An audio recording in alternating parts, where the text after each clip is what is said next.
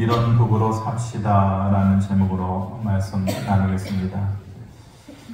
오늘 성경을 교독하는데 다른 날보다도 성경 읽는 게 좀 작다.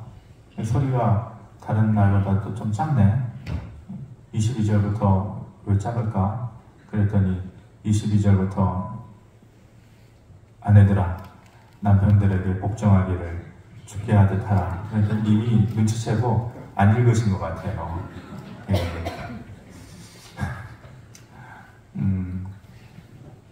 요즘 보면 무슨 데이 이게 참 많아요. 뭐 3월 3일은 삼겹살 먹는다고 삼겹살 데이라고 하고, 또 11월 11일은 또 빼빼로 먹으라고 또 빼빼로 데이라고 하고. 아니 도대체 빼빼로 데이가 어디서 나왔느냐? 이게 한국 거냐, 일본 거냐, 중국 거냐, 우리나라 걸로 해자. 빼빼로 데이 말고 쭉쭉 일자일자처럼 가래떡 빼빼로 대신해서, 그래서 11월 11일을 가래떡 먹는 날, 그래서 가래떡 데이라고 또 하는 줄 알았어요? 또 4월 14일은 무슨 날인지 알아요? 짜장면 데이요. 짜장면 데이. 예, 뭔 데이가 그렇게 많아요? 뭔 데이? 예. 그래서 상업적으로 사람들이 자꾸만 만들어 놓고 또 이용하려고 그러는 날들이 많은데, 다행히도 이제 5월이잖아요. 5월은 그 사람들이 상업적으로 만들어 놓은 무슨 데이가 아니라 우리가 정말로 기억해야 되는 날들이 많죠. 5월은 가정의 달이어서 어린이날, 또 어버이날, 또 스승의 날, 이런 날들이 많아요. 그래서 그게 뭐가 의미가 있느냐, 뭐 그거를 꼭 그렇게 해야 되느냐. 하지만 저는 그렇게 생각하지 않아요. 1년 내내 잊고 살 수 있지만은 하루라도 그 날을 기억하면서 입으로 말할 때에 그 의미를 다시 기억할 수 있는 것이죠. 우리가 뭔가 결심하고 할 때 마음으로만 하는 것보다, 여러분들도 다 해보시지 않았어요? 벽에다가 종이 한 장, A4 용지 딱 하나 붙여놓고 뭘 하겠다, 공부를 뭐 하겠다, 다이어트를 하겠다. 그러면 눈으로 보이니까 그것이 우리의 마음 가운데 주는 영향력이 있단 말이에요. 그래서 일부러라도 그런 것을 하루씩이라도 기억하고 지키는 것이 중요하다라는 것이죠. 사실 오늘 설교는 제가 부임하고 나서 한 번도 이 설교를 안 했었어요. 안 했었고, 왜냐면은 교회에서 지켜야 되는 절기도 아니고, 기본적인 절기도 아니고. 21일이, 내일 모레가 21일 화요일이 무슨 날인지 아세요? 부부의 날이에요. 부부의 날. 근데 부부의 주일은 없잖아요. 그래서 뭐 이것이 교회 절기도 아니고, 그동안에도 뭐 특별히 이 내용으로 하지 않았는데, 요즘 들어서 중요하게 생각되는 부분도 있고 해서 말씀을 준비해 봤습니다. 평소에 저는 그렇게 생각을 하거든요. 가정은 교회와 같은 가정이 되어야 되고, 교회는 또 반대로 가정과 같은 교회가 되어야 된다, 이렇게 생각을 하는데, 그런 의미에서 가정을 말한다라고 하는 것은 다른 말로 교회를 말하는 것과 똑같은 것이죠. 교회가 어떤 교회가 되어야 되느냐를 축소해서 말하는 것이 가정에 대해서 얘기하는 것이에요. 그리고 그 가정 안에 구성원들은 각자 어떤 역할을 해야 그 가정이 제대로 세워져야 되는가. 교회는 모든 지체들이 그 자기 자리를 온전히 지킬 때에 그리스도의 몸된 교회가 세워지는 거잖아요. 세우는 것이 목적이에요.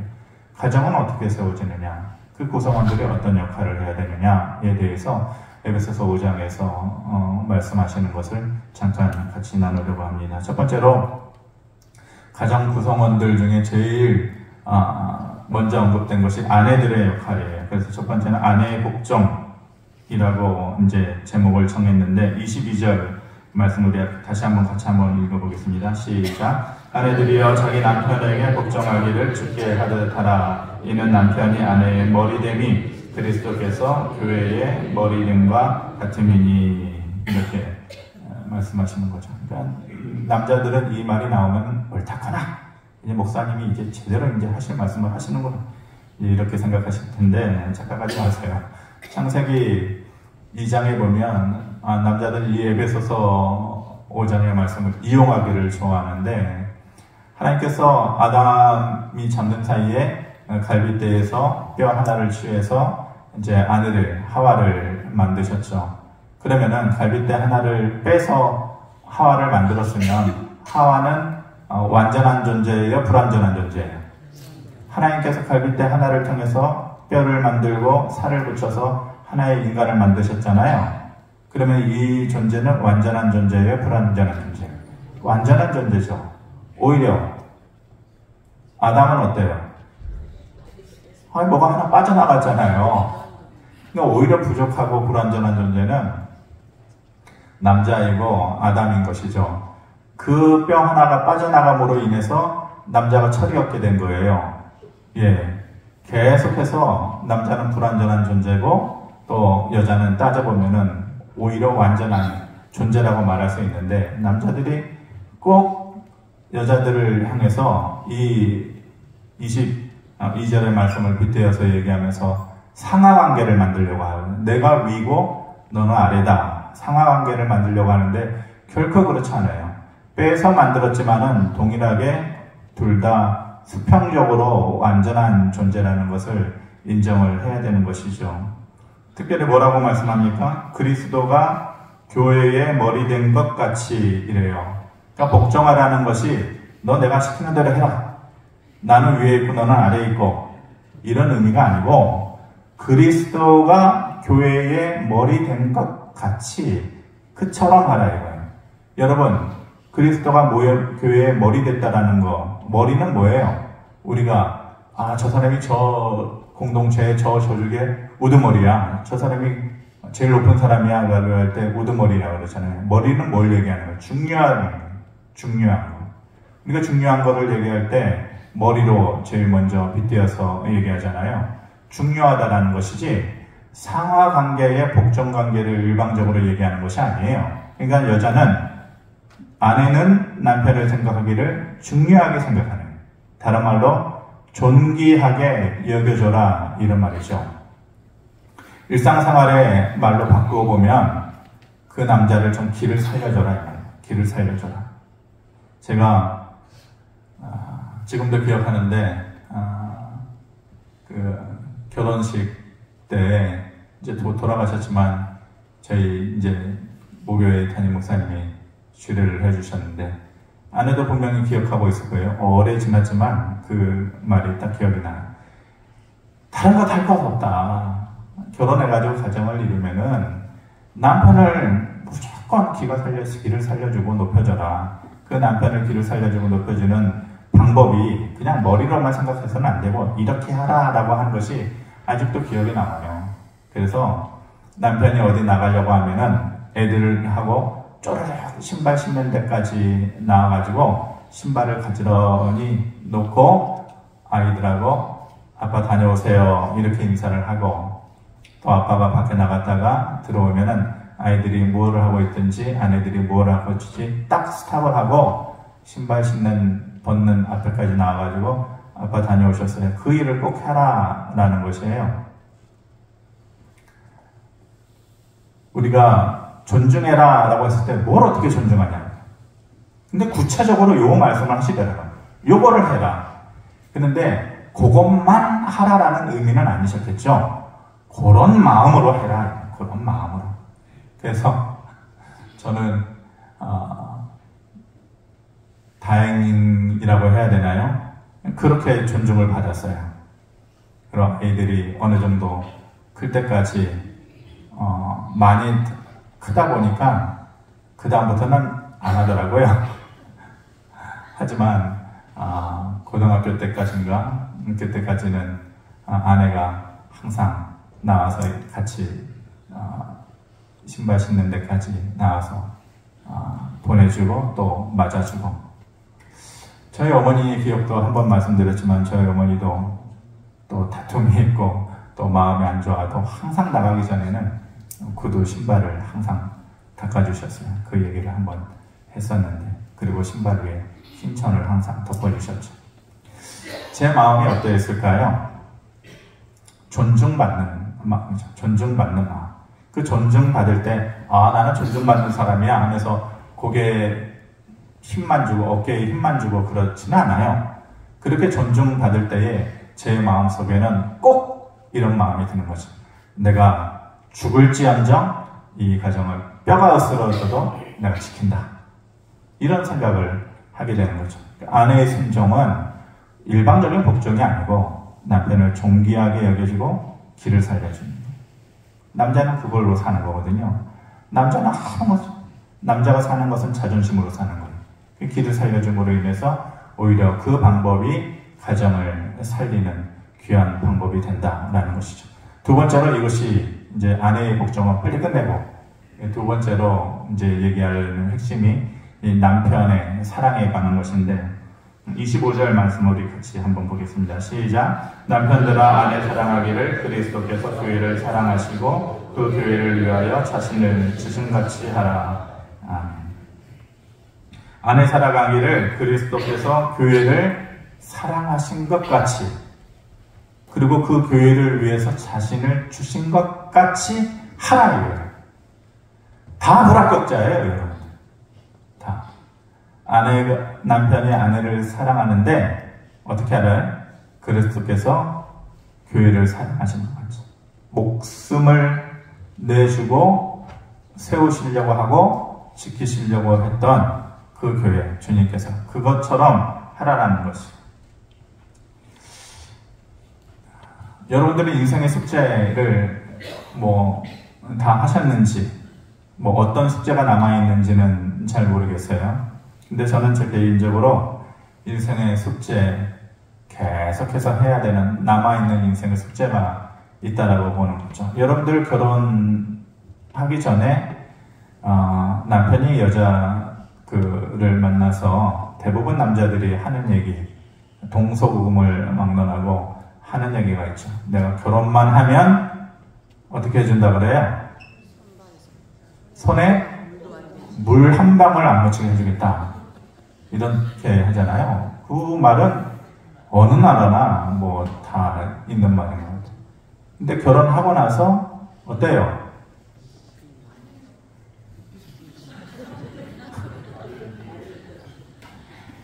살다 보면 안 돼요. 안 된단 말이에요. 먹고 살기 힘들어서 안 되고, 또 어떨 때는 관계가 좀 서운해질 때도 있고, 사는 것이 그러니까. 그런데 그때는 죽어라고 사랑해서 그 말을 한 거잖아요. 거짓으로 한 게 아니죠. 다시요.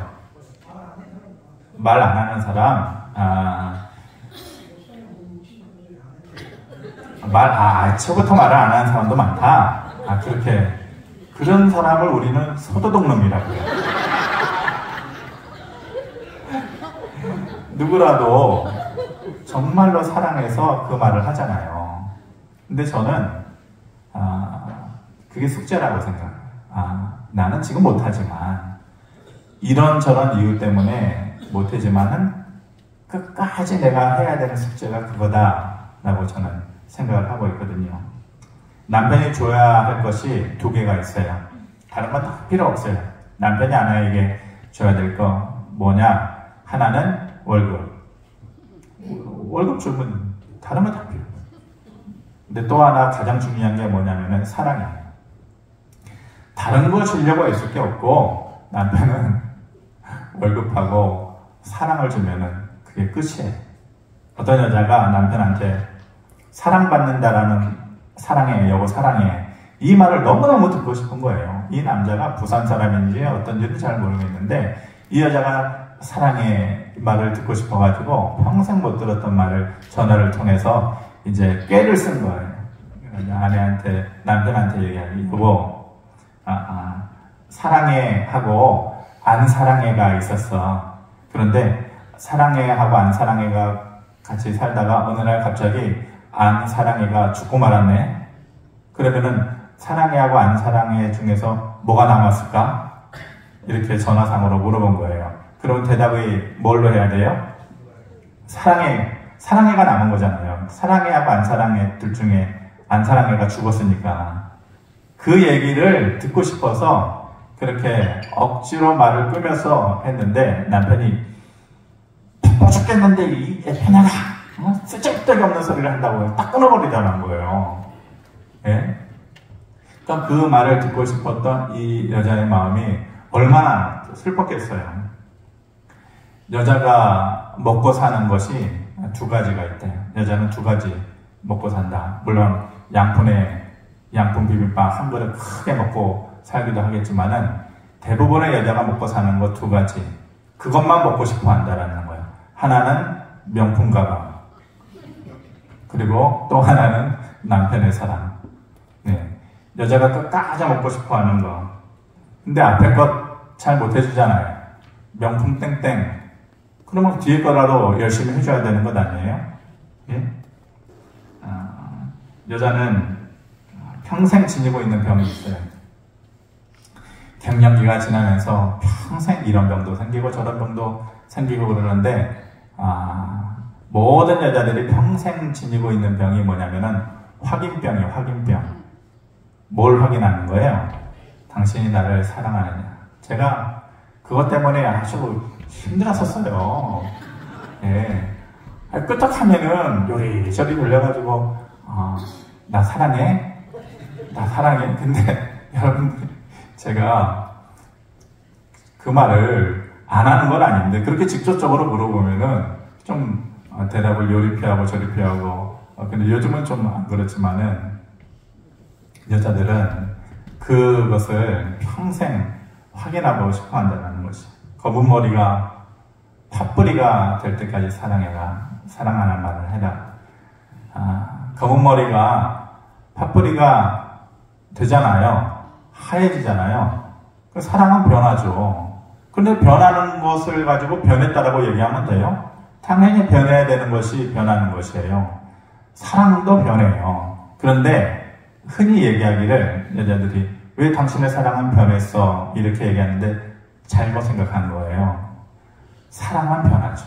원래 검은 머리는 팥뿌리가 되는 게 맞는 거예요. 사랑도 변하는 게 맞는 거예요. 사랑이 사라진 게 아니라 변한 거예요. 살면서 그 마음의 색깔이 변한 거예요. 결혼하기 직전과 결혼하고 나서는 무슨 마음이 있는 거예요? 불타는 사랑이 있는 거예요. 그때의 마음은 불타는 사랑, 눈만 봐도 느껴지는 그 불타는 사랑이 그때의 마음이에요. 그런데 그것이 10년이 지나고 20년이 지나고 30년이 지나면은 그것이 사라지는 것이 아니라 살짝 옷을 바꿔 입는 거예요. 뭘로 바꿔 입는 거예요? 그 불타는 사랑의 마음이 정이라는 것으로 살짝 색깔이 바뀌어지고 또 연민이라는 마음으로 색깔이 바뀌어지기도 하고 또 때로는 아껴주는 마음으로 바뀌어지는 거예요. 그러면은 정과 연민과 아껴주는 마음은 사랑이라는 그 불타는 사랑이라는 것과 비교했을 때 가치가 떨어지는 것이냐? 결코 그렇지 않아요. 오히려 세월이 묻어가면서 그 마음이 더욱더 깊어질 수 있는 것이죠. 그래서 서로가 서로를 봤을 때 당신은 왜 사랑이 그렇게 식어버렸어? 왜 변했어? 이렇게 얘기할 것이 아니다. 오히려 저 사람이 내가 아플 때 나를 끝까지 내 옆에서 지켜줄 수 있는 사람이고 내 말을 다 재미없어라 할 때 항상 박장대소 하면서 내 말에 웃어줄 수 있는 사람이고 어떤 사람들은 내 말을 그렇게 의미 없이 들어주는데 그래도 졸아가면서 내 말을 끝까지 들어주는 사람이고 그런 마음은 불타는 사랑의 마음과 비교했을 때 절대 가치가 떨어지지 않는 거예요. 그러므로 그 사랑은 영원히 있는 것이죠. 남자들은 그런 사랑을 줄 알아야 되고 또 여자들은 그런 사랑을 받을 때 사랑이 식어버렸어 이렇게 생각하면 안 된다는 것이. 예전에 그 노사연 씨가 노래했던 것이 TV의 노래 경연 프로그램에서 불려지고 나서 유명해진 노래가 있어요. 바램이라는 노래 가사인데 여러분들 아시는 분들은 다 아시겠죠? 그 노래 가사의 일부분이 저래. 내가 힘들고 외로워질 때 내 얘기를 조금만 들어준다면, 내 얘기를 조금만 들어준다면, 어느 날 갑자기 세월의 한복판에 덩그러니 혼자 있진 않겠죠. 남자나 여자나 세월의 한복판에 덩그러니 혼자 있는 듯한 느낌을 가질 때가 많잖아요. 여러분들 다 느끼겠죠. 그런데 그것을 극복할 수 있는 것은 어려운 게 아니에요. 내 얘기를 조금만 들어주는 누군가가 옆에 있으면은 그것이 내 아내고 내 남편이라면 그렇다는 거죠. 큰 것도 아니고 아주 작은 한마디 지친 나를 안아주면서 사랑한다, 정말 사랑한다는 그 말 해준다면, 그 어려운 것 아니에요. 그 말을 해준다면 나는 사막을 걷는다 해도 꽃길이라 생각할 겁니다. 사막하고 꽃길은 천지 차이죠. 사막을 꽃길로 바꿔주는 그 매개체가 뭐냐? 사랑한다, 그 말 한마디가 그걸 한다는 거예요. 그러면은 우리는 늙어가는 것이 아니라 조금씩 익어간다. 노래 가사가 참 좋죠. 사람은 늙어가요. 늙어가면 죽게 돼요. 그런데 그 절망적인 순간을 뭘로 승화하는 거예요? 조금씩 우리는 익어가는 겁니다. 익는다라는 것이 뭘 의미해요? 완성되어져 간다라는 거예요. 절망적인 순간을 다시 희망으로 완성시켜 나간다라는 그 모든 것이 무엇으로 이루어지느냐? 사랑한다는 말로 이루어진다는. 그래서 이거는 꼭 구태여 남자만이 해당되는 것이 아니라 여자도 서로가 남편이 아내에게, 아내가 남편에게 서로에게 해줘야 되는 말이다라는 것이죠. 마지막으로 자기를 사랑하듯 서로를 사랑하라는 것입니다. 28절에 보면 이와 같이 남편들도 자기 아내 사랑하기를 자기 자신과 같이 할지니 자기 아내를 사랑하는 자는 자기를 사랑하는 것이다. 자기 아내를 사랑하는 것이 자기를 사랑하는 것이다. 누구라도 사람이 완성되어져 가기 위해서 필수적인 것이 뭐냐면은 자기 사랑. 자기를 사랑할 줄 아는 사람이 자기 인생을 성공시킬 수 있는 것이죠. 자기 가정도 꾸려나갈 수 있는 것이에요. 그런데 그것이 무엇으로 이루어지느냐? 자기 아내를 혹은 자기 남편을 자기 사랑하듯이 하는 것. 그것이 다시 부메랑이 되어져서 돌아와서 나를 완성시키고 나를 사랑하는 것이다 라는 것이죠. 제가 이게 참 말하기 좀 거시기한 것인데 제가 아는 목사님 중에 그런 분이 계셔요. 또 연세가 지금은 이제 연세가 꽤 드셨는데 옷을 기가 막히게 잘 입으셔요. 옷도 잘 입으시고 또 문화생활도 잘 누리시고 또 골프도 치시고 이런데 한 가지 좀 들었을 때 아쉬웠던 것이 뭐냐면은 본인은 잘 갖고 오셔요. 본인은 옷도 잘 입고 외부에서 봤을 때 멋지게 사신다 이러는데 아내랑 같이 다니잖아요. 어떤 장소가 있어서 부부가 같이 가야 되는 것이다 싶으면은 아내를 잘 안 데리고 다니는 거예요.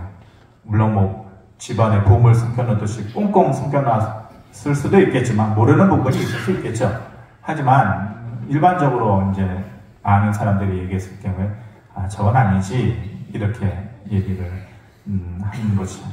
그래서 자기만 가꾸는 거, 자기 사랑만 있고 상대를 사랑해 줄 모르는 거. 근데 성경은 그렇게 얘기하잖아요.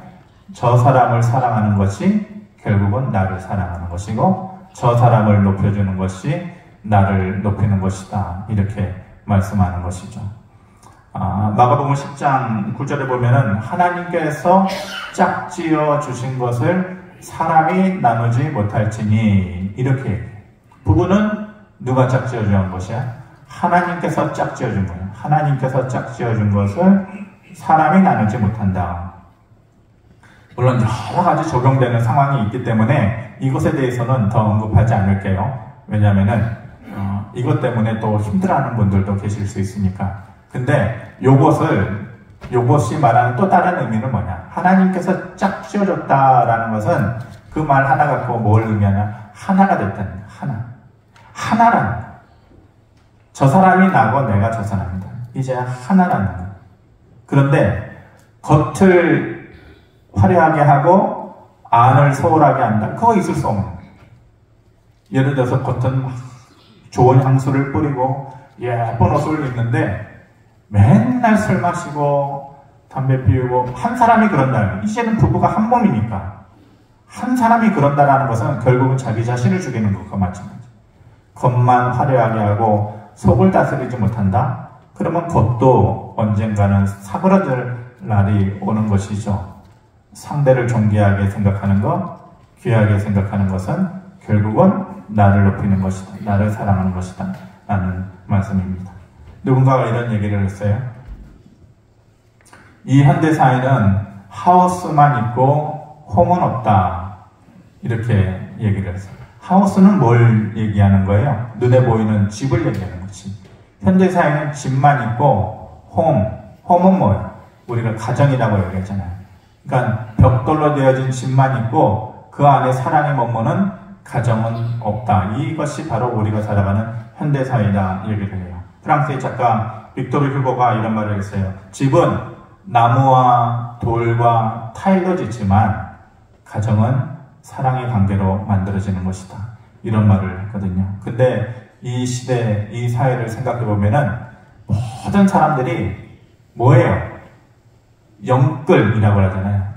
모든 것을 끌어모으고 모든 것을 집중하고 모든 힘을 다해서 뭘 하려고 그래요? 하우스를 사요. 하우스. 벽돌과 나무와 타일로 만들어진 하우스에 올인 한다고. 그리고 결국은 시간이 지나고 나이가 들면 남는 것이 벽돌과 나무와 타일만 남는. 그것도 더 시간이 지나면 그것도 빛이 바래지는 것이죠. 가정이라고 하는 것은 벽돌과 나무와 타일이 중요한 것이 아니라 그 안에 머무는 서로 간의 마음이 중요한 것이죠. 처음에 우리의 시작이 그 마음으로 시작을 했고 처음 시작할 때부터 너와 나는 벽돌과 나무와 타일을 만들자 이렇게 시작한 사람은 아무도 없어요. 우리가 처음 마음을 다시 회복하고 첫 번째 아내는 남편의 순종, 그 순종이 상하관계가 아니라 존귀하게 여겨지고 남편은 내 인생의 숙제가 당신을 사랑하는 것이다 라는 이 마음을 가짐으로 인해서 가정을 세워나가는 것, 이것이 하나님께서 기뻐하시는 뜻이고 이것이 교회가 되어지고 하나님의 나라가 커지는 유일한 방법이라는 것을 다시 한번 저와 여러분들이 깨달으면서 이 5월이 다 가기 전에 우리 가정 안에 있는 모든 이런저런 문제들이 해결되어지고 관계가 해결되어져서 하나님의 기뻐하시는 가정이 우뚝 세워지기를 주님의 이름으로 축원합니다. 고마우신 아버지 하나님, 교회도 믿음은 없고 벽돌만 남아있는 교회가 무슨 소용이 있겠습니까? 가정 또한 타일과 나무만 남아있는 그 집이 무슨 의미이겠습니까?